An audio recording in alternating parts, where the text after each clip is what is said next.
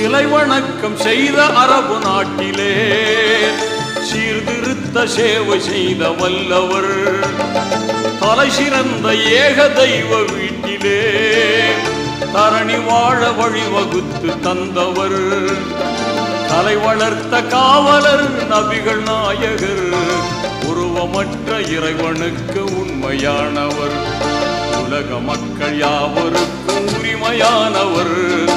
உருவமற்ற இறைவனுக்கு உண்மையான